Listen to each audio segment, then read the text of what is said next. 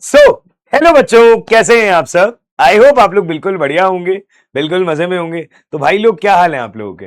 हम मिले हैं एक बार फिर से वैद्युत रसायन चैप्टर में ही, लक्ष्य नीट प्लस हिंदी बैच में, जहां पे हम आज उसका करेंगे वन शॉट में रिवीजन। बेटा, ये चैप्टर बहुत इंपॉर्टेंट चैप्टर है क्लास 12th का, क्योंकि इस चैप्टर के थ्रू आप सिर्फ एक इलेक्ट्रोकेमिस्ट्री नहीं, आप दो तीन चैप्टर्स को एक साथ टच अपॉन करते हो।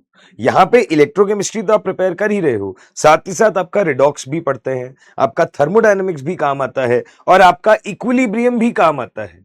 तो 11वीं के ये तीन चैप्टर्स को मिक्स करके यहां के कॉन्सेप्ट्स मिला के एक अच्छा सवाल आता है। तो अगर आप नीट के बारे में पूछें तो नीट के पेपर में कम से कम 2 सवाल आपको इस चैप्टर से दिख ही जाएंगे। तो आपके 8 नंबर पक्के हो जाएंगे अगर आप आज का वन शॉट ध्यान से समझने की कोशिश करते हैं। हम एक माइंड मैप की तरह इस चैप्टर को रिवाइज करेंगे अगले 1.5 घंटे में, 1 से 1.5 घंटे में। मैं सारी इंपॉर्टेंट बातें एक एक करके बताऊंगा, क्योंकि डिटेल तो देखो आपको क्लास में पढ़ाई गई है। मैं चाहता हूं कि अगर आपको जब भी टेस्ट वगैरह में इस चैप्टर को रिवाइज करना है तो इस वीडियो से आपका ये पूरा चैप्टर एक बार रिवाइज हो जाए, एक क्विक रिवीजन की तरह हो जाए। तो सुनते जाइएगा, मुझे ध्यान से सुनिएगा। यहां पे बेटा इलेक्ट्रोकेमिस्ट्री में हम सेल की बात करते हैं, बैटरी की बात करते हैं। तो हम क्या क्या करने वाले हैं, हम सबसे पहले बात करेंगे वैद्युत रसायनी सेल के बारे में चर्चा। हम सबसे पहले करेंगे वैद्युत रसायनी सेल के बारे में चर्चा। जब इसके बारे में चर्चा हो जाएगी तो हम बात करेंगे चालकता के बारे में, और जब इसके बारे में बात हो जाएगी तो हम बात करेंगे वैद्युत अपघटनीय सेल के बारे में। हम बात करेंगे वैद्युत अपघटनीय सेल के बारे में।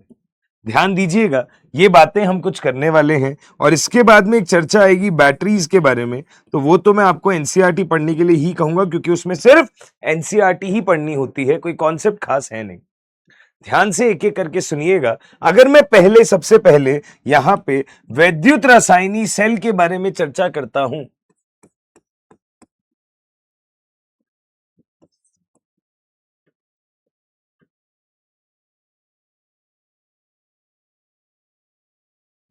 अगर मैं सबसे पहले वैद्युत रासायनिक सेल के बारे में चर्चा करता हूं, तो क्या होता है वैद्युत रासायनिक सेल। हम कहते हैं वैद्युत रासायनिक सेल आपका वो सेल है जो कि रासायनिक ऊर्जा को क्या करता है, वैद्युत ऊर्जा में परिवर्तित करता है। हम एक स्वतः अभिक्रिया से रासायनिक ऊर्जा जो निकलती है उसको वैद्युत ऊर्जा में कन्वर्ट कराते हैं। इस प्रोसेस में जो सेल यूज होता है वो वैद्युत रासायनिक सेल है। ठीक है जी, ध्यान से समझिएगा। हम बोलते हैं यहां पे रासायनिक ऊर्जा, जिसे हम केमिकल एनर्जी कहते हैं, उसे परिवर्तित किया जाता है वैद्युत ऊर्जा में,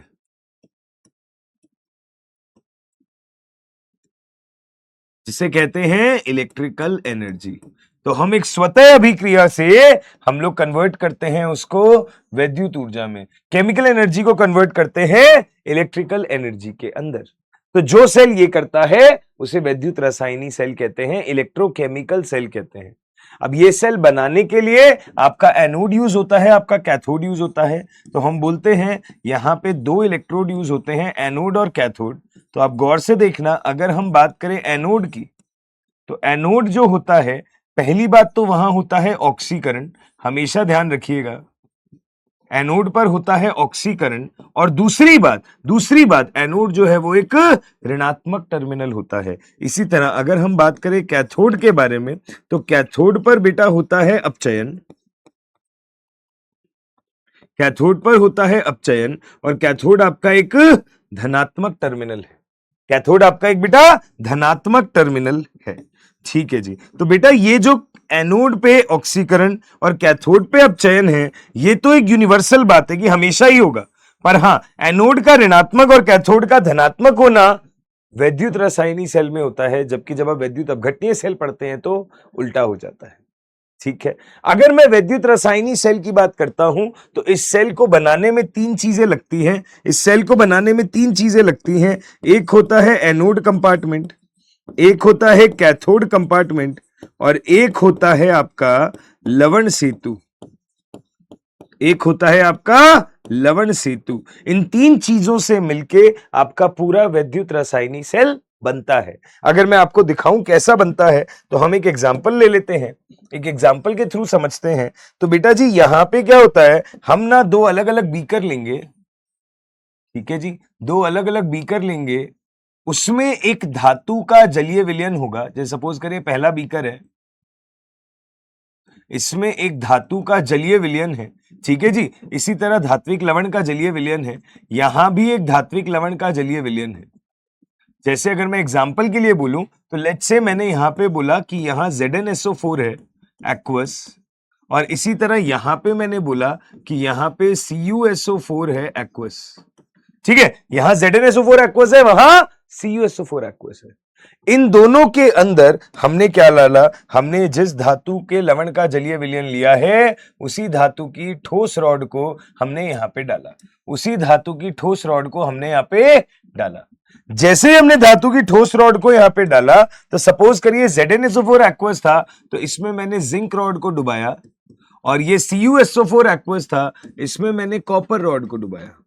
समझे ध्यान से बात को, यहां जिंक रॉड को डुबाया और वहां कॉपर रॉड को डुबाया। अब हमने क्या किया, हमने दोनों तारों को बाहर के थ्रू ऐसे कनेक्ट कर दिया, तार से हमने इसे कनेक्ट कर दिया वायर से, और इन वायर से क्या होगा, तो बेटा जी ये जो लेफ्ट साइड वाला कंपार्टमेंट है ये एनोडिक कंपार्टमेंट होता है, ये हमारी एनोड वाली साइड है, और इसी तरह ये जो राइट वाला साइड है इसे कहते हैं बेटा कैथोड वाला साइड। तो आपको ये बात अच्छे से पता है कि एनोड पर ऑक्सीकरण होता है, ऑक्सीकरण का मतलब इलेक्ट्रॉन की हानि होती है, इलेक्ट्रॉन की हानि का मतलब है कि ये जो जिंक धातु है ये धीरे धीरे इलेक्ट्रॉन की हानि करता है और बीकर में जिंक एक्वस की फॉर्म में कन्वर्ट होता जाता है। इलेक्ट्रॉन की हानि करता है और जिंक इलेक्ट्रॉन की हानि करके जिंक एक्वस की तरह कन्वर्ट होता जाता है। तो यहां से आपके इलेक्ट्रॉन निकलते हैं और आपके यहां तक जाते हैं। क्योंकि यहां से इलेक्ट्रॉन निकल रहे हैं इसीलिए इसको नेगेटिव टर्मिनल माना जाता है, और यहां इलेक्ट्रॉन ग्रहण हो रहे हैं इसीलिए इसको पॉजिटिव टर्मिनल माना जाता है। जैसे यहां से इलेक्ट्रॉन निकल रहे हैं तो ये जो अभिक्रिया मैंने लिखी ये है एनोड पर ऑक्सीकरण की अर्ध अभिक्रिया, ये है एनोड पर ऑक्सीकरण की अर्ध अभिक्रिया। इसी तरह अगर मैं कैथोड की बात करूं तो कैथोड पे होता है अपचयन। अपचयन का मतलब क्या होता है कि बेटा जी जो कॉपर +2 बीकर के आयन हैं ये सारे के सारे रॉड पे जाके चिपकते हैं, कॉपर रॉड पे निक्षेपित होते जाते हैं, इस तरीके से अभिक्रिया होती है। ये है कैथोड पे अपचयन की अर्ध अभिक्रिया। तो ये है एनोड पे ऑक्सीकरण की अर्ध अभिक्रिया, वो है कैथोड पे अपचयन की अर्ध अभिक्रिया। अगर ये ऑक्सीकरण की अर्धभिक्रिया है और वो अपचयन की अर्धभिक्रिया है तो हम क्या बोलेंगे कि बेटा जी इन दोनों की वजह से इलेक्ट्रॉन का फ्लो यहां से यहां हो रहा है, परंतु बीकर के अंदर आंतरिक उदासीनता भी आनी चाहिए, और आंतरिक उदासीनता बैलेंस करने के लिए हम अंदर लगाते हैं लवण सेतु। हम अंदर क्या लगाते हैं, लवण सेतु। ये कांच की यूट्यूब होती है, ये कांच की यूट्यूब है जिसके अंदर हम दोनों साइड अंत में तो लगा के रखते हैं कॉटन, और इसके अंदर हम एक विलयन भर के रखते हैं जो कि होता है एक अक्रिय वैद्युत अपघट्य, और उसके साथ आपने क्या मिलाया है, अगर अगर जेल। हमने क्या मिलाया है, अगर अगर जेल, या जेलेटिन जैसा कुछ मिलाया है जो इसके अंदर चलता है, जो यहां से धीरे धीरे आयनों को ट्रांसफर करके आंतरिक उदासीनता मेंटेन करता है, लिक्विड लिक्विड जंक्शन पोटेंशियल बनने से बचाता है ना, आपके पास में आयनों को उदासीन करने का काम करता है। ठीक है जी, बहुत अच्छी बात है। इस तरीके से अगर आपकी आंतरिक उदासीनता बन जाती है, ये तुम्हारा लवण सेतु हो गया है, सॉल्ट ब्रिज हो गया है। अगर इस तरीके से आंतरिक उदासीनता बन जाती है तो आप ध्यान से सुनिएगा, ये मेरी एनोड की अर्धअभिक्रिया है, ये मेरी कैथोड की अर्धअभिक्रिया है। आपको मैं जानकारी के लिए बता दूं, अर्धअभिक्रियाओं का वास्तविकता में कोई अस्तित्व नहीं होता, ये समझने के लिए मैंने अलग अलग लिखी है, बट रियलिटी में तो यहां पे क्या होगा, इसको और इसको जब आप कंबाइन करोगे तो एक सेल अभिक्रिया आएगी, और सेल अभिक्रिया वो होती है जो इलेक्ट्रॉन मुक्त होती है। जितने इलेक्ट्रॉन की यहां से हानि हुई है एनोड पे उतने का यहां लाभ हो जाए, तो आपकी नेट अभिक्रिया होती है ये।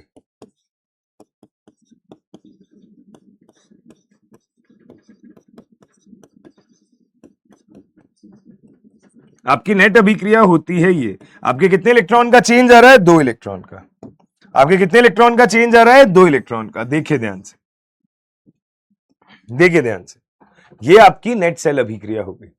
तो बेसिकली ये जो मैंने एग्जांपल दिया आपको, ये जिंक और कॉपर का सेल था। ये जो जिंक कॉपर का सेल है, इसे डेनियल सेल भी कहते हैं, इसका स्टैंडर्ड नाम है, या इसे गैल्वेनिक सेल भी कहते हैं, बट कोई बात नहीं, मेरा मकसद था पूरा सेल समझाना। एक और बात सुनिएगा, यहां से इलेक्ट्रॉन की हानि होना और वहां से इलेक्ट्रॉन का लाभ होना, इससे बहुत सारी चीजें और भी होती हैं। क्या क्या चीजें होती है, आप ध्यान से देखना, हम यहां पे क्या क्या अपने ऑब्जर्वेशन बनाएंगे। हम बोलेंगे कि इस सेल के लिए कुछ पॉइंट्स है जो आपको पता हो, जैसे हम बोलते हैं इलेक्ट्रॉन का फ्लो एनोड से कैथोड होता है।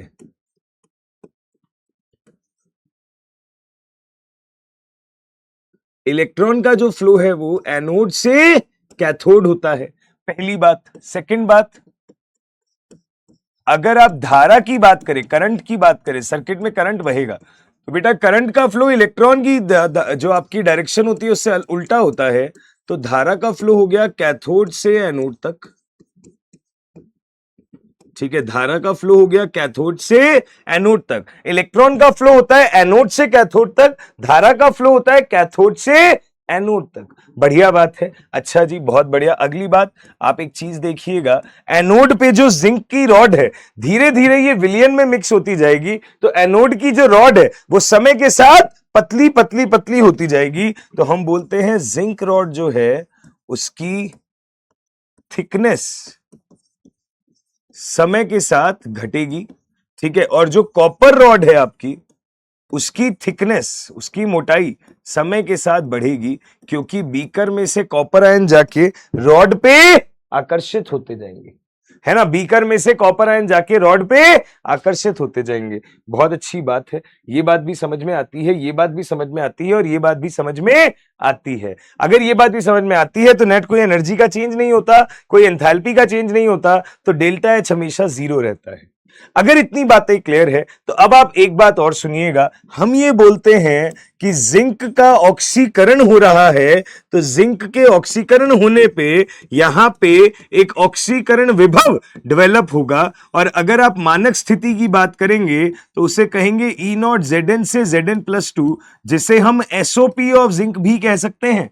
और एसओपी का मतलब होता है स्टैंडर्ड ऑक्सीडेशन पोटेंशियल, मानक ऑक्सीकरण विभव, किसका? जिंक का। इसी तरह आपकी जो कॉपर का अपचयन हो रहा है,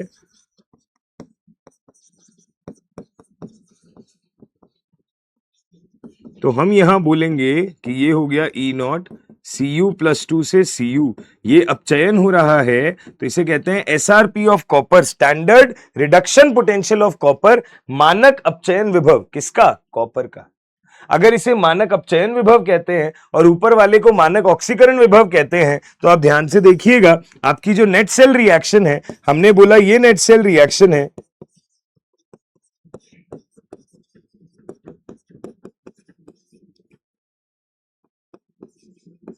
तो इसके लिए होगा ई नॉट सेल। इसके लिए जो नेट विभव होगा वो होगा ई नॉट सेल, मानक सेल विभव। जो मानक सेल विभव है वो क्या हो जाएगा? हम बोलेंगे मानक सेल विभव हो जाएगा, जिंक का जो हो रहा है वो लिखेंगे और कॉपर पे जो हो रहा है वो लिखेंगे। मतलब आपको यह समझने की जरूरत है कि आपको यह समझ में आए कि मानक सेल विभव क्या हो जाता है, एनोड पर होता है ऑक्सीडेशन, ऑक्सीकरण, तो उसका ऑक्सीकरण विभव, और कैथोड पर होता है अपचयन, तो उसका अपचयन विभव। और इन दोनों को जब आप सम कर देते हो तो आपकी सेल का नेट ईएमएफ आ जाता है, मानक सेल विभव आ जाता है। ठीक है जी, ये बात आपने पढ़ी है, ये बात आपको समझ में आती है। अगर ये बात आपको समझ में आती है तो यहां पे मैं आपको एक और बात बता दूं, यहां पे मैं आपको एक और बात बता दूं कि ये जो ई नॉट, सपोज करिए, पहली बात तो मैं ये बता दूं कि ई नॉट अगर Zn से Zn प्लस टू जाने का x वोल्ट है, मतलब अगर ऑक्सीकरण विभव x वोल्ट है, तो हम अगर इसका अपचयन विभव लिखना चाहें तो अपचयन विभव क्या हो जाएगा? Minus x volt. मतलब साइन चेंज हो जाता है। एसओपी और एसआरपी अगर आप किसी चीज का लिखते हैं तो उसमें सिर्फ एक नेगेटिव साइन का अंतर होता है, दैट्स इट। पहली बात तो ये। दूसरी बात ये कि ई नॉट एक गहन गुणधर्म है।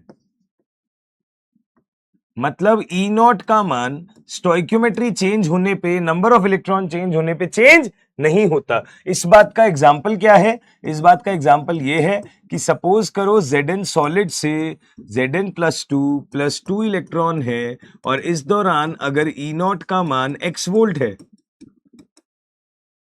इस दौरान अगर ई नॉट का मान x वोल्ट है, तो सपोज करिए मैंने 2 से मल्टीप्लाई किया अभिक्रिया को, सपोज करिए मैंने 2 से मल्टीप्लाई किया अभिक्रिया को, तब भी बेटा ई नॉट Zn से Zn प्लस टू तो क्या रहेगा? x वोल्ट ही रहेगा। आपने अगर रिएक्शन को किसी नंबर से मल्टीप्लाई किया, डिवाइड किया, कुछ भी किया, तो ई नॉट हमेशा एज इट इज ही रहेगा, क्योंकि वो एक गहन गुणधर्म है, वो स्टोइक्योमेट्री पे निर्भर नहीं करता। अब आप एक बात देखें, हम बोलते हैं कि ये जो ई नॉट सेल है, ये जो ई नॉट है, तो इस नॉट का मतलब होता है मानक स्थिति। मानक स्थिति, और ये जो मानक स्थिति है वो क्या होती है? हम बोलते हैं 1 बार दाब, 298 केल्विन ताप और 1 मोलर सांद्रता,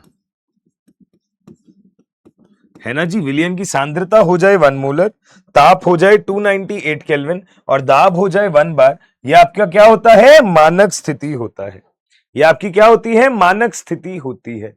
अब आप कहेंगे कि सर आपने तो कहा था अर्ध अभिक्रियाओं का कोई अस्तित्व नहीं होता, तो ये अर्ध विभव आते कैसे हैं? तो बेटा जी ये अर्ध विभव आते हैं, आप एक मानक हाइड्रोजन इलेक्ट्रोड मानते हो, जिसको आप किसी एक साइड रखोगे, दूसरी साइड इसको रखोगे और आप पूरे सेल का विभव निकाल पाओगे, और इसके आधार पे आपने एक पूरी वैद्युत रसायन श्रेणी तैयार कर रखी है ना जी। आपने पढ़ा हुआ है, तो मैं आपको मानक हाइड्रोजन इलेक्ट्रोड के बारे में भी बताना चाहूंगा।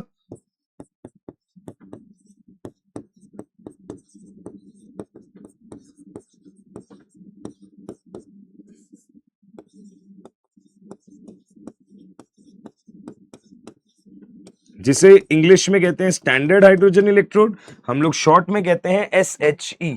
हम लोग शॉर्ट में कहते हैं SHE। अगर मैं शॉर्ट में इसको SHE कहता हूं शी, तो आप समझने की कोशिश करिएगा। हम बोलते हैं कि बेटा जी हाइड्रोजन गैस को डाला जाता है बीकर में जहां पे H प्लस ऑलरेडी है, तो हम बोलते हैं इसका मतलब हो गया, अगर आप अपचयन विभव मान रहे हैं तो ये, और अगर ऑक्सीकरण विभव मान रहे हैं तो ये, और इन दोनों के लिए ही आप कोई सा भी ई नॉट लिखें, हमेशा वैल्यू क्या होती है?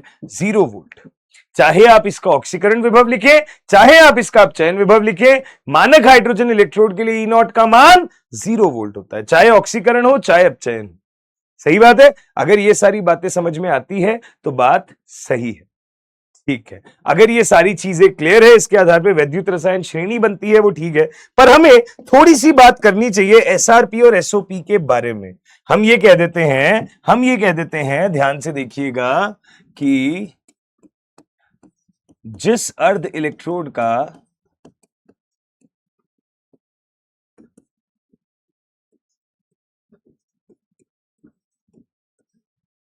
जिस अर्ध इलेक्ट्रोड का SRP ज्यादा, जिस अर्ध इलेक्ट्रोड का SRP जो होता है वो समानुपाती होता है, जिसका SRP ज्यादा, जिसका मानक अपचयन विभव ज्यादा, उस अर्ध इलेक्ट्रोड के खुद की अपचयन होने की क्षमता, खुद की अपचयन होने का सामर्थ्य ज्यादा, खुद के अपचयित होने का सामर्थ्य ज्यादा।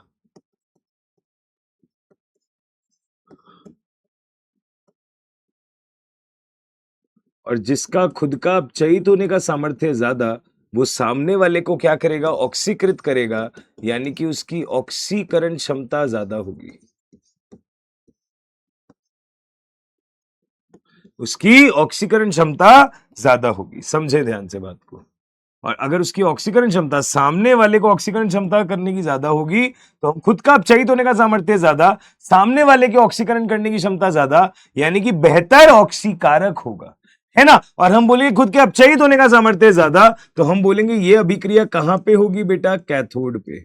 जिसका SRP ज्यादा वो कैथोड पे होगा, है ना। और अच्छा, इसी तरीके से जिसका SOP ज्यादा, मानक ऑक्सीकरण विभव ज्यादा, उसके खुद के ऑक्सीकृत होने का सामर्थ्य ज्यादा, खुद के ऑक्सीकृत होने का सामर्थ्य ज्यादा, और जिसके खुद के ऑक्सीकृत होने का सामर्थ्य ज्यादा, वो सामने वाले को अपचयित ज्यादा करेगा, यानी कि अपचयन क्षमता ज्यादा। और बेटा जी जिसका खुद का ऑक्सीकृत होने का सामर्थ्य ज्यादा है, वो अभिक्रिया किधर होगी? एनोड पर होगी। वो अभिक्रिया किधर होगी? एनोड पर होगी। ध्यान से बात को समझें। ये एसआरपी के हिसाब से होता है, ये एसओपी के हिसाब से होता है। इस डेटा को यूज करके ऐसे थ्योरी वाले सवाल भी किए जा सकते हैं, थ्योरी वाले सवाल भी किए जा सकते हैं। बहुत बढ़िया है, ठीक है साहब, आगे सुने। अगला चीज जो होता है ई नॉट के बाद यहां पे, वो होता है delta G not. Delta G not होता है मानक गिब्स मुक्त ऊर्जा।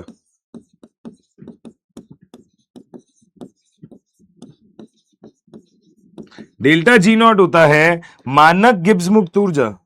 अगर डेल्टा जी नॉट होती है मानक गिब्स मुक्त ऊर्जा, तो आप समझें ध्यान से, ये जो फंडा होता है ये अर्ध अभिक्रियाओं के लिए भी लागू है और पूर्ण सेल अभिक्रियाओं के लिए भी लागू है।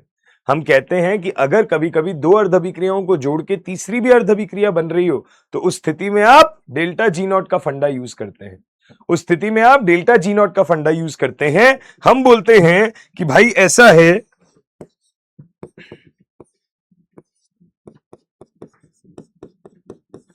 डेल्टा जी नॉट का फॉर्मूला होता है minus n F E nought. Delta G nought का फॉर्मूला होता है minus n F E nought, जहां एन होता है इलेक्ट्रॉन का एक्सचेंज,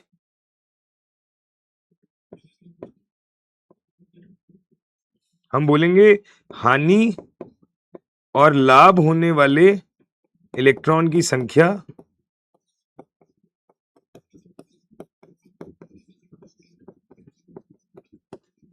ठीक है। एफ होता है फैराडे नियतांक,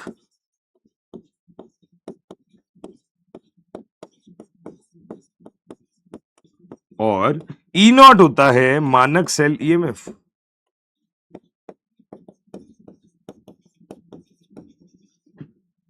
सही है साहब, बढ़िया है, ठीक है। अगर ये फंडा समझ में आता है तो ये फंडा हम अर्ध अभिक्रियाओं के लिए भी लगा देते हैं। अगर अर्ध अभिक्रियाओं के लिए भी लगा देते हैं तो बढ़िया है। हम ये बात भी बोलेंगे कि डेल्टा जी नॉट जो है ये एक विस्तीर्ण गुणधर्म है,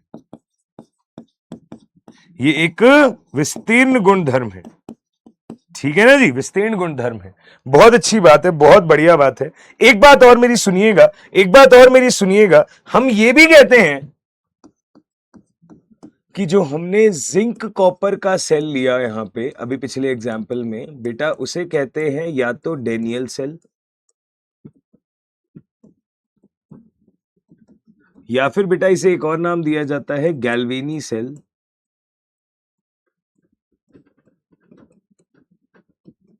ठीक है, या तो हम बोलते हैं डेनियल सेल या हम बोलते हैं गैल्वेनी सेल। अगर इसे गैल्वेनी सेल या डेनियल सेल बोलते हैं तो इसका जो मानक सेल विभव है वो भी फिक्स है। इसका मानक सेल विभव होता है, मानक ईएमएफ होता है 1.1 वोल्ट। इसका मानक ईएमएफ क्या होता है? 1.1 वोल्ट। अगर मानक ईएमएफ 1.1 वोल्ट होता है तो आप ध्यान से देखें, हम यहां पे तीन केसेस पढ़ेंगे। सपोज करिए आपके सेल का जो विभव है वो 1.1 वोल्ट से कम है। आपके सेल का जो मानक विभव है अगर वो 1.1 वोल्ट से कम है, अगर वो 1.1 वोल्ट से कम है, तो इस बात का क्या मतलब है? इस बात का ये मतलब है कि बेटा 1.1 वोल्ट से कम होने का मतलब है कि इलेक्ट्रॉन का जो फ्लो है वो एनोड से कैथोड जा रहा है और जो धारा का प्रवाह है वो कैथोड से एनोड आ रहा है ना। और हम बोलेंगे जो जिंक है अगर आप लेते हो तो जिंक आपका एनोड की तरह बिहेव कर रहा है और जो कॉपर है वो कैथोड की तरह बिहेव कर रहा है। यानी कि बीकर में जिंक आयन की सांद्रता बढ़ रही है और कॉपर रॉड का भार भी बढ़ रहा है, क्योंकि कॉपर रॉड पे जाके कॉपर आयन जमते जा रहे हैं और जिंक रॉड पतली होके जिंक आयन बीकर में सांद्रता बढ़ती जा रही है। ये बात हमने पढ़ी हुई है, ठीक है, बहुत अच्छी बात है। अगर ये बात हमने पढ़ी हुई है तो ये हो गया केस नंबर 1। केस नंबर 2 अगर मैं यहां पे ले लूं, अगर मैं केस नंबर 2 यहां पे ले लूं,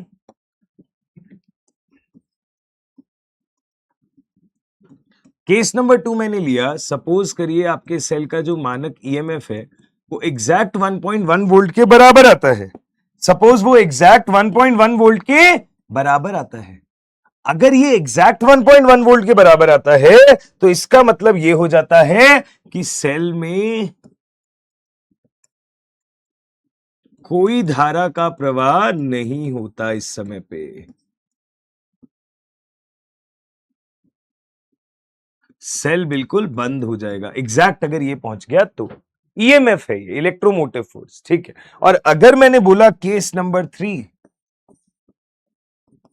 केस नंबर 3 क्या बोला मैंने बोला यदि आपका ई नॉट सेल जो है वो 1.1 वोल्ट से अधिक आ गया, यदि आपका जो ई नॉट सेल है वो 1.1 वोल्ट से अधिक आ गया तो इसमें क्या होगा? अगर आपका ई नॉट सेल 1.1 वोल्ट से अधिक आ गया तो ऐसे में क्या होगा? ऐसे में हम ये बोलेंगे कि रिवर्स काम हो जाएगा। हम बोलेंगे कि जो जिंक है वो अब की बार बन जाएगा कैथोड और जो कॉपर है वो अब की बारी बन जाएगा एनोड। मतलब बीकर में कॉपर आयन की सांद्रता बढ़ेगी और जिंक रॉड का जो भार है वो बढ़ेगा, उल्टा होने लग जाएगा। ये बात आपको ध्यान देनी है। जिंक जो है वो इस बार धनात्मक टर्मिनल बन जाएगा, कॉपर ऋणात्मक टर्मिनल बन जाएगा, जबकि यहां पे जिंक आपका ऋणात्मक टर्मिनल था और कॉपर आपका धनात्मक टर्मिनल था। तो इस पे क्वेश्चंस आते हैं, हमें आना चाहिए, ये बात इंपॉर्टेंट है। इसके अलावा लवण सेतु में होता क्या है वो तो मैंने आपको समझा ही दिया, बट लवण सेतु में अक्रिय इलेक्ट्रोलाइट जो लिया जाता है,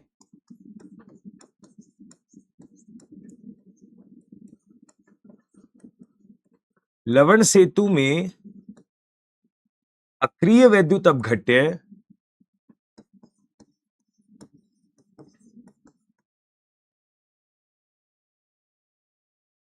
प्लस आगर आगर जेल का प्रयोग किया जाता है।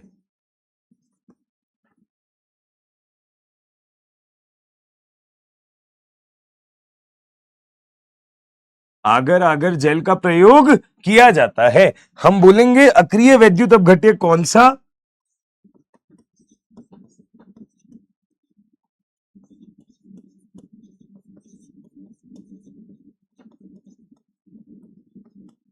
अक्रिय वैद्युत अपघट्य कौन सा? तो हम बोलते हैं जैसे कि KCl, जैसे कि KNO3, जैसे कि NH4Cl, जैसे कि NH4NO3। इस तरीके के वैद्युत अपघट्य हम लोग इस्तेमाल करते हैं, इस तरीके के वैद्युत अपघट्य हम लोग इस्तेमाल करते हैं जो हमारे लवण सेतु के अंदर भरे जाते हैं कांच की यू ट्यूब के अंदर। इसके साथ अगर अगर मिलाया जाता है। आपको एक और बात समझ आए, इसको चूज करने की कंडीशन,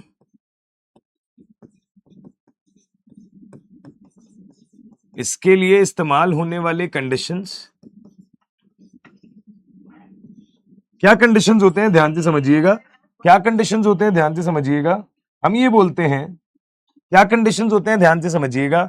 हम कहते हैं पहली बात तो ये क्या कि यहां पे जो भी अक्रिय वैद्युत अपघट्य आप लोग चूज करेंगे वो ये होना चाहिए। दूसरी बात मतलब पहली बात तो ये कि अक्रिय वैद्युत अपघट्य, इसके लिए कंडीशन ये है कि जो आयन है इनका जो वेग है वो क्या होना चाहिए? बराबर।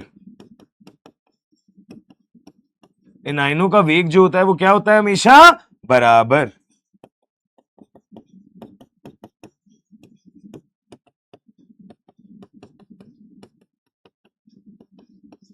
और हम एक और बात बोलेंगे,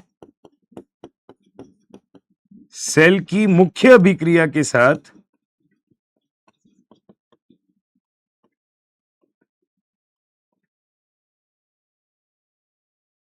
ये क्रिया नहीं करते, ये रिएक्ट नहीं करते।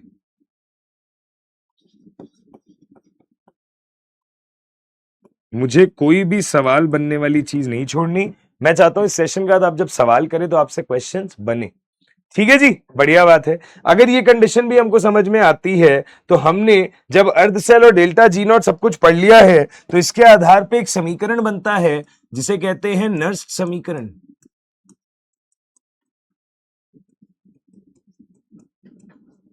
क्या होता है नर्स समीकरण? नर्स समीकरण जो है, अभी तक हम मानक सेल विभव की बात करते आए हैं, अब हम नॉर्मल सेल विभव की बात करेंगे। अब हम इसको नॉर्मल सेल विभव के साथ में रिलेट करेंगे। अभी तक मानक सेल विभव की बात करी थी, अब उसे हम नॉर्मल सेल विभव के साथ में रिलेट करेंगे। कैसे रिलेट करेंगे? हम बोलते हैं कि जो ई सेल है ये बराबर हो जाता है E nought cell minus 0.059 by n log q, जहां पे क्यू क्या होता है आपका? अभिक्रिया भागफल। क्यू क्या होता है आपका? अभिक्रिया भागफल।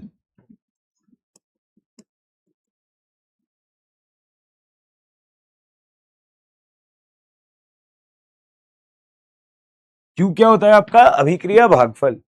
और यह सूत्र जो है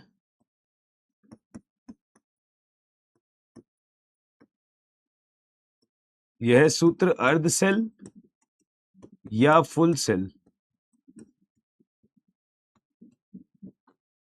दोनों के लिए लागू है।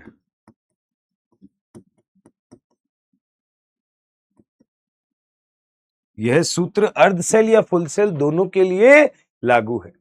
अच्छी बात, ठीक है। अगर ये है तो इसमें भी दो केसेस होते हैं। पहला केस, नर्स समीकरण में भी दो तरीके के क्वेश्चंस आते हैं। एक तो या तो नॉर्मल जनरल सवाल आएंगे जो इस पे लगेंगे, या एक होता है साम्य पर। साम्य पर क्या होता है? हम बोलते हैं ई सेल आपका 0 होता है और जो क्यू है वो आपका के इक्विलिब्रियम होता है। साम्य जब आ जाए, सवाल कहते साम्य अवस्था है, तो इसका मतलब ई सेल आपका 0 हो जाएगा, क्यू आपका के इक्विलिब्रियम के बराबर हो जाएगा। तो हम ऐसी स्थिति में बोलते हैं कि जो ई नॉट सेल है आपका बेटा वो बराबर हो जाता है 0.059 बाय एन लॉग के इक्विलिब्रियम।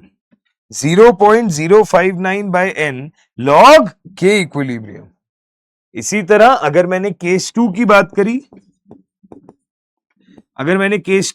करी, केस 2 होता है सांद्रता सेल। सांद्रता सेल क्या होते हैं? ऐसा सेल जिसमें एनोड और कैथोड सेम सेटअप के बने होते हैं, परंतु सांद्रता का अंतर होता है। और अगर सांद्रता का अंतर होता है, हमने बोला कि ऐसा सेल जिसमें सपोज करो एनोड है जिंक से जिंक +2, हाँ जी, इसकी सांद्रता है C1, और कैथोड है जिंक +2 से जिंक और इसकी सांद्रता है C2।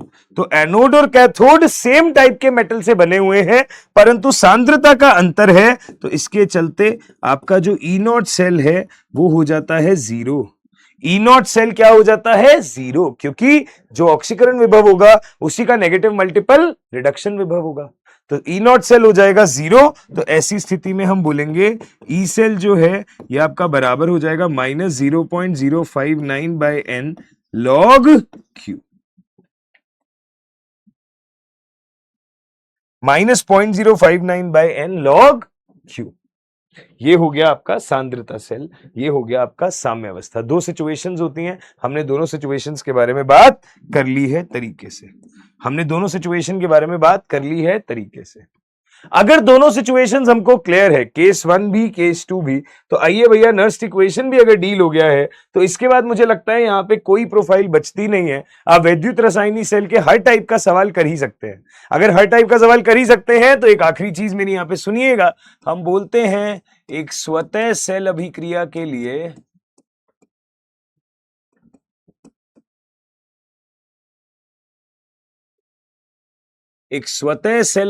के लिए हम बोलेंगे मानक स्थिति में डेल्टा जी नॉट होता है ऋणात्मक।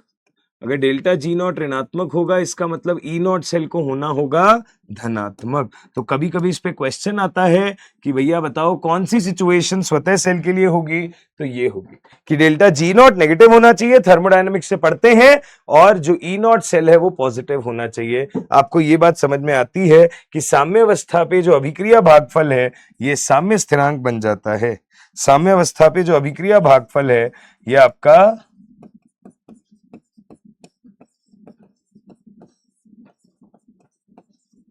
साम्य स्थिरांक बन जाता है ना? साम्य स्थिरांक बन जाता है। बढ़िया बात है, ठीक है सर।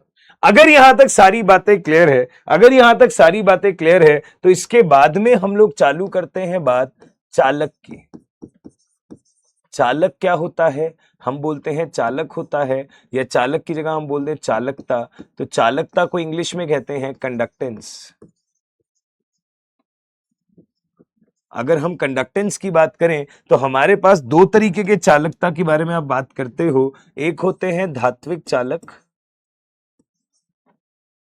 जो आप फिजिक्स में पढ़ते हो, और एक होते हैं वैद्युत अपघटनीय चालक, जो आप केमिस्ट्री में पढ़ते हो।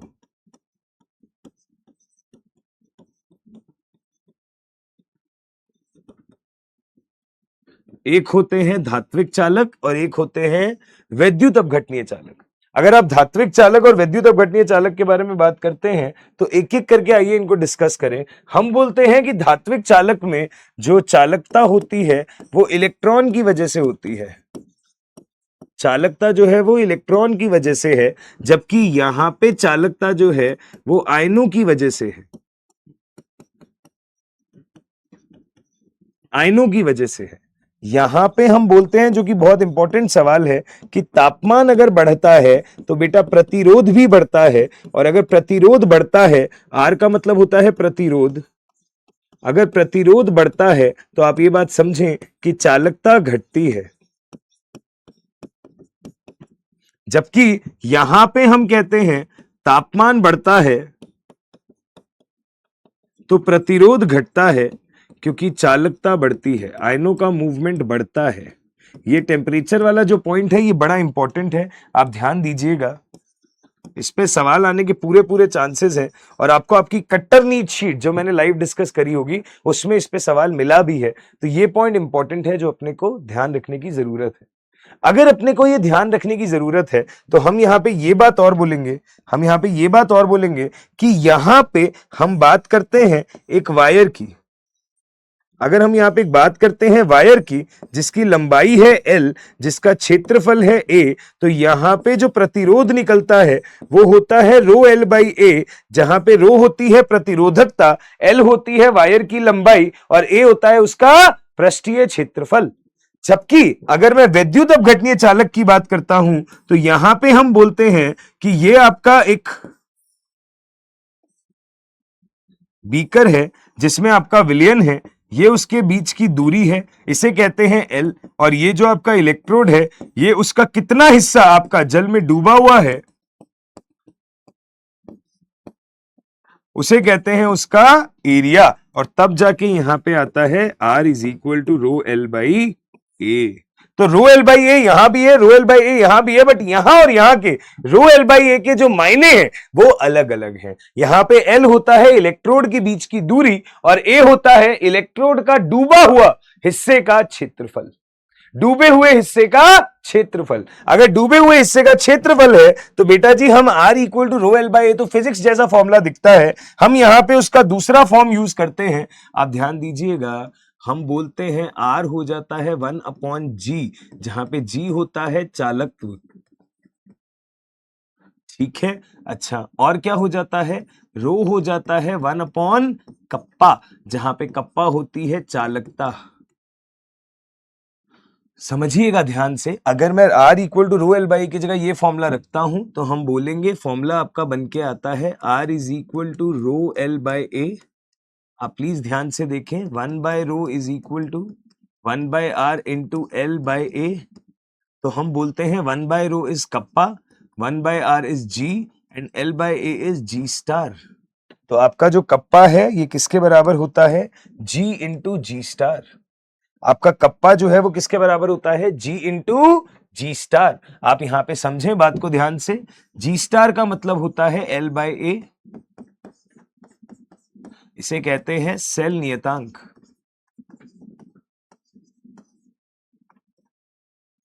इसे कहते हैं सेल नियतांक।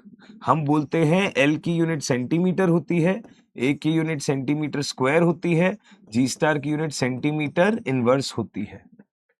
ठीक है, अगर यूनिट्स की ही बात है तो आप देखें ध्यान से, आपके पास जो G है इसकी यूनिट होती है ओम इनवर्स, या हम इसे कह देते हैं साइमंस।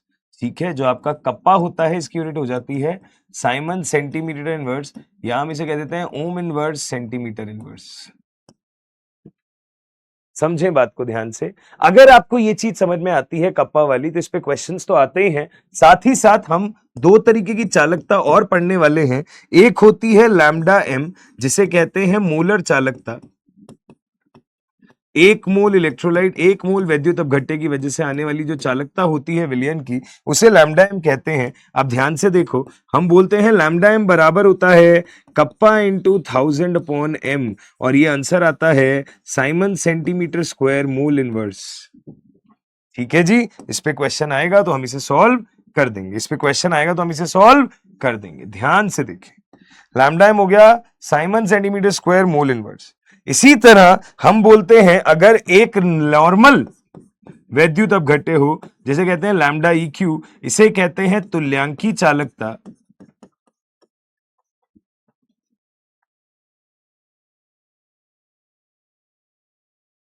इसे कहते हैं तुल्यांकी चालकता।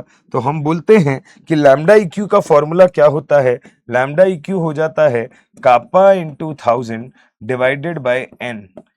Kappa into 1000 divided by n. This is Simon centimeter square equivalent inverse. Simon centimeter square equivalent inverse.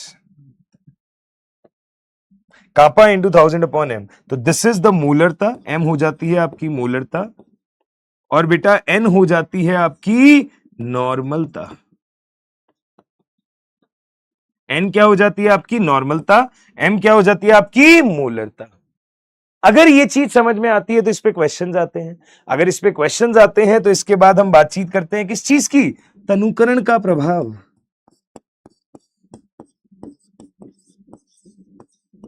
तनुकरण का प्रभाव, क्या प्रभाव पड़ते हैं हम कहते हैं तनुकरण करने पर दो बातें होती है। हम बोलते हैं जो कापा है वो बढ़ता है, कापा जो है वो घटता है, परंतु जो लैम्डा एम है या लैम्डा ई क्यू है वो बढ़ता है। तनुकरण करने पर चालकता घटती है क्योंकि प्रति सेंटीमीटर क्यूब आयनों की संख्या कम हो जाती है, परंतु जो आपकी मोलर चालकता है वो फॉर श्योर हमेशा ही बढ़ती है ना, हमेशा ही बढ़ती है। ठीक है, बढ़िया है, बहुत सही। चलिए, अगर तनुकरण का प्रभाव समझ में आता है तो बेटा जी इसके बाद में हम लैम्डा एम के प्रभाव को थोड़ा डिटेल में डिस्कस करने की कोशिश करते हैं। तो हम बोलते हैं कि बेटा जी अगर आप लैम्डा एम का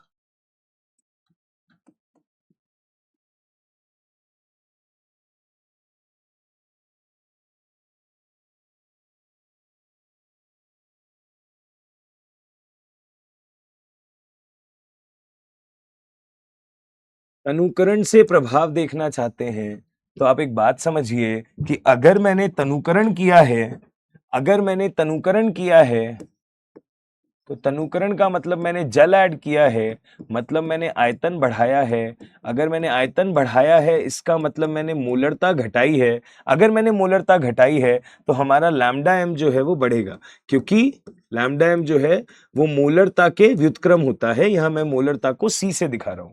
अब आप ये समझें कि अगर मैं लैम्डा एम वर्सेस रूट सी का ग्राफ बनाता हूं तो वाई एक्सिस पे मेरा लैम्डा एम है और रूट सी मेरा एक्स एक्सिस पे है। तो आप समझिएगा मैं दो तरीके के ग्राफ आपको दिखाने वाला हूं। एक ग्राफ होता है ऐसा, एक ग्राफ तो होता है ऐसा, और दूसरा ग्राफ होता है ऐसा, दूसरा ग्राफ होता है ऐसा। आप समझिए ये जो ऑरेंज वाली लाइन है ये है आपका प्रबल वैद्युत अपघट्य।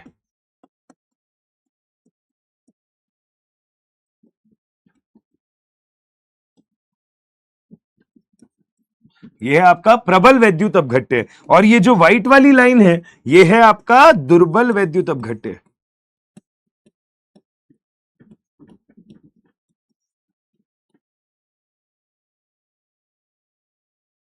है ना जी, दुर्बल वैद्युत अपघट्य। ऑरेंज वाला प्रबल वैद्युत अपघट्य हो गया, ये वाला दुर्बल वैद्युत अपघट्य हो गया। हम बोलते हैं कि प्रबल वैद्युत अपघट्य के लिए हम सरल रेखा भी एक समीकरण बनाते हैं।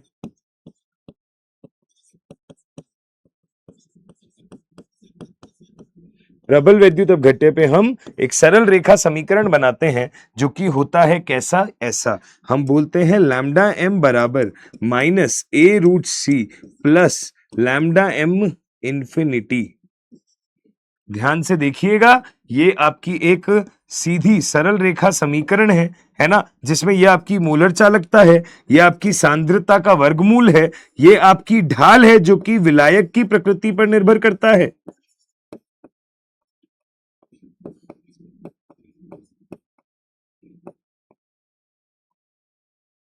और ये तुम्हारी सीमांत मोलर चालकता है।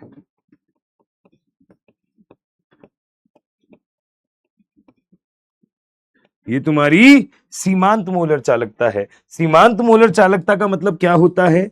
अनंत तनुता पर होने वाली चालकता। अनंत तनुता पर आने वाली चालकता मतलब जब आपने विलयन को अनंत लेवल तक तनुकृत कर दिया, तब जो चालकता आएगी वो ये होती है। तो प्रबल वैद्युत अपघट्य में तो ऐसे ग्राफ से निकल जाएगी। दुर्बल वैद्युत अपघट्य के लिए लैम्डा इंफिनिटी निकल नहीं पाता, क्योंकि ग्राफ की एक फिक्स वैल्यू आती नहीं है। ग्राफ तो वाई और एक्स एक्सिस दोनों के समांतर चलता है। तो हम लोग ऐसे केसेस में सीमांत तनुता पर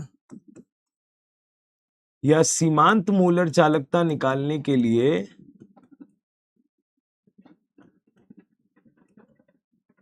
सीमांत मोलर चालकता ज्ञात करने के लिए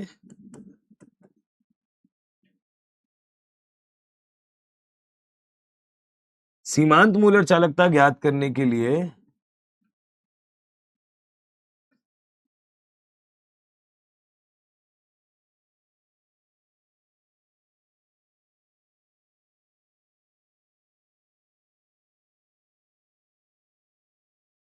कोलराउश नियम इस्तेमाल करते हैं। सीमांत मोलर चालकता ज्ञात करने के लिए कोलराउश नियम इस्तेमाल करते हैं। क्या होता है कोलराउश नियम? आप ध्यान से समझिए। मेरे पास एक वैद्युत अपघट्य है ये वाला, अगर मैंने इसे पानी में डाला तो x मोल्स तो इसके आयन के आएंगे, y मोल इस आयन के आएंगे। तो हम बोलेंगे कि अनंत तनुता पर इस वैद्युत अपघट्य की जो मोलर चालकता है ये बराबर होगी x टाइम इस आयन की प्लस y टाइम इस आयन की, x टाइम इस आयन की और y टाइम इस आयन की, इनकी मोलर चालकता का योग। समझे बात को ध्यान से। x टाइम इसकी और y टाइम इसकी मोलर चालकता का योग, ये हो जाता है हमारा लैम्डा एम इंफिनिटी। मोलर चालकता एल्जेब्राइक सम होती है इस चीज का। अच्छी बात है। एक बात और आप ध्यान से समझें, हम बोलते हैं लैम्डा एम जो है वो बराबर होता है कापा इंटू 1000 अपॉन एम, और जो लैम्डा EQ होता है वो बराबर होता है कापा इंटू 1000 अपॉन एन। और हम इस चीज को और क्या कह सकते हैं? कापा इंटू 1000 डिवाइडेड बाय मोलरता इंटू एन फैक्टर। तो हम बोलेंगे कि जो लैम्डा EQ है ये आपका बराबर हो जाएगा lambda m upon n factor. Lambda EQ जो है वो बराबर हो जाएगा lambda m upon n factor. देखे ध्यान से, अगर आपका lambda EQ lambda m upon n factor के बराबर हो जाता है तो ये चीजें हमें अच्छे से समझ में आती है। अगर ये चीजें समझ में आती है तो कोलराउश नियम के दो तरीके के यूजेज हैं। जैसे एक तो हम कह सकते हैं अल्फा निकाला जा सकता है कि अल्फा बराबर होता है lambda m upon lambda m infinity. Alpha क्या होता है? अल्फा क्या होता है? वियोजन की मात्रा।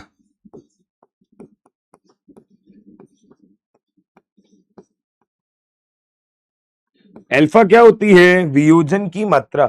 और दूसरी बात हम बोलते हैं कि एकल क्षारीय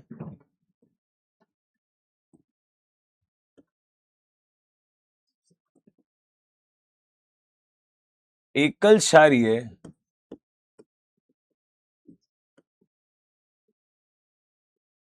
दुर्बल अम्ल या क्षार के लिए हम ये भी बोल देते हैं कि आपके पास Ka या Kb हो जाता है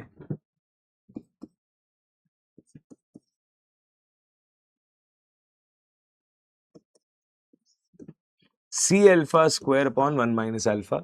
यहां पे आप जरूरत पड़ने पे अल्फा को lambda m upon lambda m infinity या फिर lambda EQ upon lambda EQ infinity लिख सकते हैं। तो इससे भी आपका काम बनता है, इससे भी आपके सवाल होते हैं, इससे भी आपके सवाल बनते हैं। तो ये भी एक चीज हो गई। ठीक है जी। इसके अलावा हम ये भी कह देते हैं कि अगर हमें विलेयता निकालनी हो, अनंत तनुता पर लवण की विलेयता,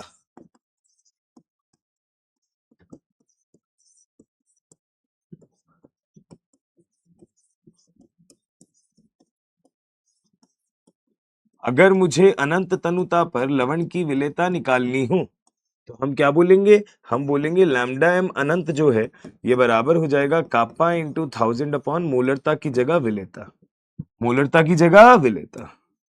देखिए ध्यान से, कोई दिक्कत है तो बताएं। लैम्डा एम इन्फिनिटी बराबर हो गया kappa into 1000 by s, kappa into 1000 by s, जहां पे एस क्या होती है, विलेयता। और विलेयता से हम विलेयता गुणनफल तक भी रिलेट कर सकते हैं चीजें, तो ये भी आपके अल्फा का काम होता है। बेटा ये जो सारी बातें मैंने आपको बताई ये होती है विलेयता से रिलेटेड, चालकता से रिलेटेड। एक बात और लिख देता हूं मैं आखिरी, हम बोलते हैं किसी भी जलीय विलयन में,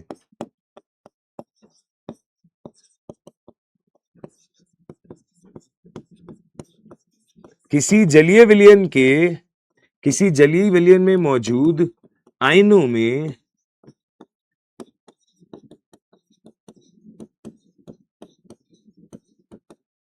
धनायनों के अंदर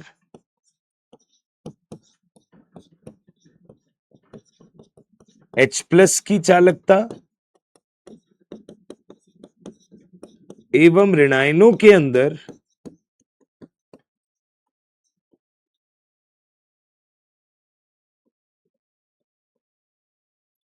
OH माइनस आयन की चालकता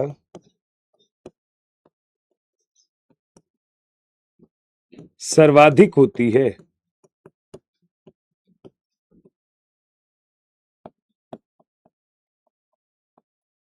ये बात ध्यान रखिएगा, जब भी धनायनों और ऋणायनों में चालकता की बात हो, इस पे सवाल आते हैं तो ध्यान रखना है कि धनायनों में H प्लस और ऋणायनों में OH माइनस की चालकता हमेशा सर्वाधिक होती है।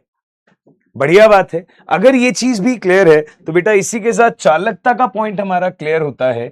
जब हमने चालकता के बारे में अच्छे से बात कर ली तो अब हम आते हैं चैप्टर के अगले पड़ाव पे, जो कि है वैद्युत अपघटनीय सेल।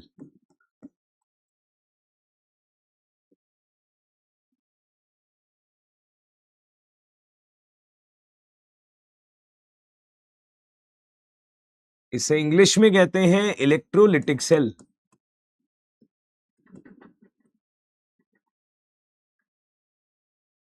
अगर इसे इंग्लिश में इलेक्ट्रोलिटिक सेल कहते हैं तो बेटा जी ये भी एक तरीके का सेल है। इस सेल के अंदर होता क्या है कि उल्टा होता है, यहां पे हम वैद्युत ऊर्जा देते हैं जो कि रासायनिक ऊर्जा में कन्वर्ट होता है। यहां से हम वैद्युत ऊर्जा देते हैं जो कि रासायनिक ऊर्जा में परिवर्तित होता है। वैद्युत ऊर्जा जो है दोस्त वो रासायनिक ऊर्जा में परिवर्तित होती है।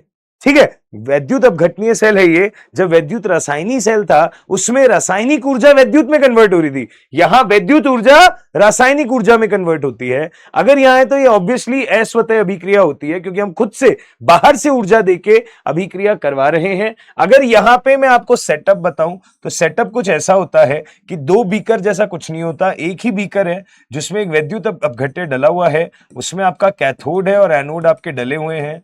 ठीक है जी, हम बोल देते हैं यहां पे एनोड पॉजिटिव होता है, कैथोड नेगेटिव होता है। वैद्युत रासायनिक सेल से उल्टा होता है, एनोड आपका पॉजिटिव है और कैथोड आपका नेगेटिव है। परंतु ये बात आप हमेशा ध्यान रखिए कि एनोड पे सदैव ऑक्सीकरण होता है और कैथोड पे सदैव अपचयन होता है। एनोड पे सदैव ऑक्सीकरण होता है और कैथोड पे सदैव अपचयन होता है। अब जब अगर आपने यहां पे जो भी वैद्युत अपघट्य लिया होगा, अब बैटरी को ऑन करोगे, आयन विपरीत आवेश के इलेक्ट्रोड की तरफ भागेंगे और आपका सर्किट पूरा होगा, उसमें करंट बहेगा। यह हमारा वैद्युत अपघटन की प्रक्रिया है। सपोज करिए मैंने यहां पे जल लिया है, तो बेटा जल का वैद्युत अपघटन होता है। आपको मैं ध्यान दिला दूं कि बेटा जल का वैद्युत अपघटन कैसे होता है।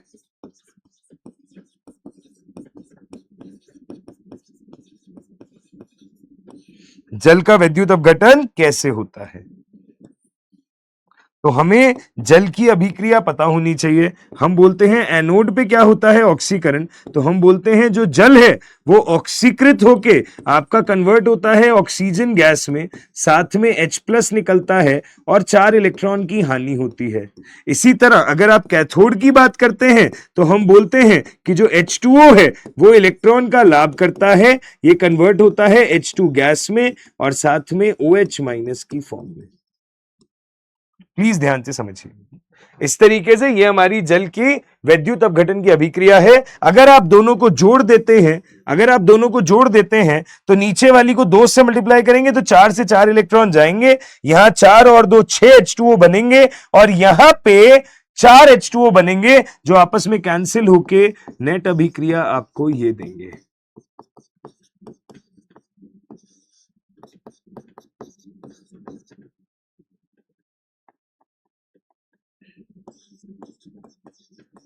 ये आपकी जल की नेट अभिक्रिया होगी।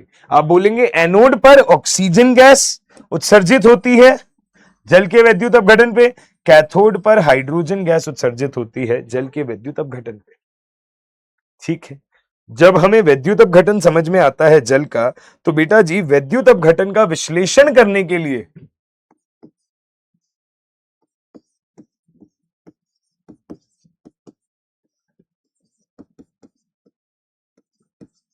वैद्युत अपघटन का विश्लेषण करने के लिए हम इसे दो तरह से पढ़ते हैं। हम इसे दो तरह से पढ़ते हैं। क्या दो तरह से पढ़ते हैं? एक होता है गणनात्मक वैद्युत अपघटन और एक होता है गुणात्मक वैद्युत अपघटन। ठीक है, एक होता है गणनात्मक वैद्युत अपघटन, एक होता है गुणात्मक वैद्युत अपघटन। अगर मैं गणनात्मक वैद्युत अपघटन की बात करता हूं तो बेटा जी यहां पे फैराडे के दो नियम पढ़े जाते हैं, या हम सिंपल सी ये बात बोल दें कि हम ये बात करते हैं कि जब भी वैद्युत अपघटन होता है तो हम यहां पे निकालते हैं कि कितना ग्राम या कितना तुल्यांक या कितना फैराडे चीजें आके डिपॉजिट हुई है।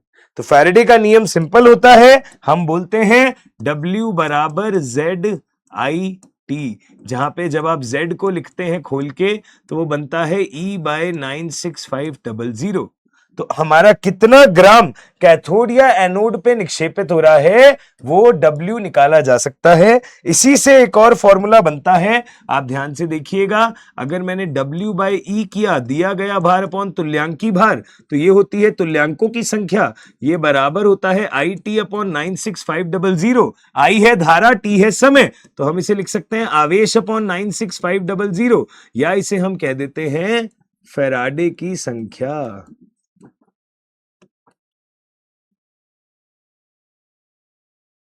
से हम कह देते हैं फैराडे की संख्या।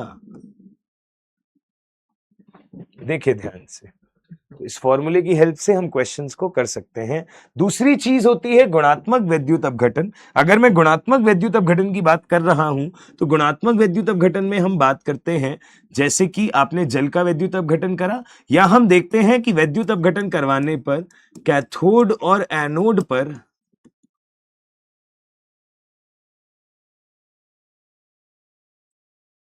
आने वाले या बनने वाले उत्पाद, आपको अलग अलग केसेस सिखाए होंगे सर ने। जलीय NaCl का विलयन लिया होगा, गलित NaCl का विलयन लिया होगा, जलीय CuSO4 का विलयन लिया होगा। कुछ ना हो तो हम एनोड कैथोड हमेशा अक्रिय इलेक्ट्रोड की मानते हैं। अगर आपके पास कोई क्रियाशील इलेक्ट्रोड है तो उसकी वजह से चीजें चेंज होती है। वो सारी चीज आपको सर ने क्लास में पढ़ाई होगी और आपने इस चीज को ज्ञात किया होगा। बट ये फैराडे का एक नियम आपने समझा है। फैराडे का एक और नियम भी होता है, वो ये कहता है कि सपोज करो दो या दो से ज्यादा वैद्युत अपघटनीय सेल को आपने श्रेणी में लगा रखा है।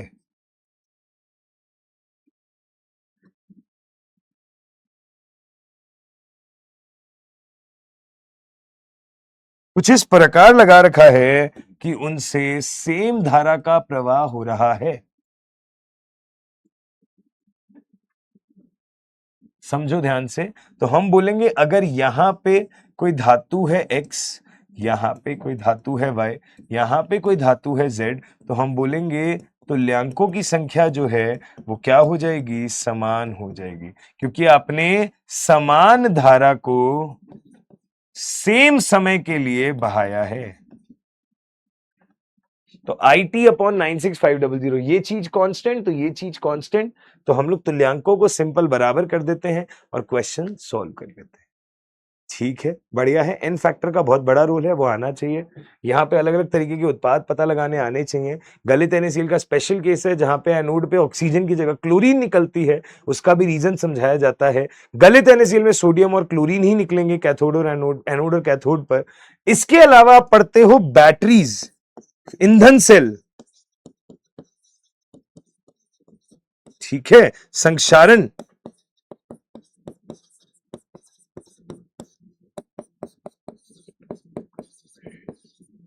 तो बेटा इन पे सवाल आते हैं, बिल्कुल सही बात है, आते हैं, पर इन पे कोई ऐसा पॉइंट नहीं है जो डिस्कस करके समझाया जाए। ये तो आपको NCERT से पढ़ना है।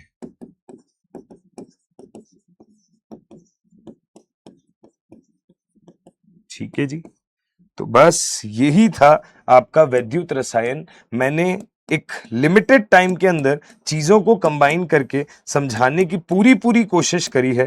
ठीक है, एक छोटी सी चीज मेरी साइड से रह गई है, सेल रिप्रेजेंटेशन, जो मैं दिखा देता हूं। बाकी मैंने सब पढ़ा दिया है। वैद्युत अपघटनीय सेल का पार्ट था, सेल रिप्रेजेंटेशन जो मुझे बताना है मैं अभी बता देता हूं। बाकी तो मेरी तरफ से चैप्टर मोटा मोटी पूरा ओवर ही है।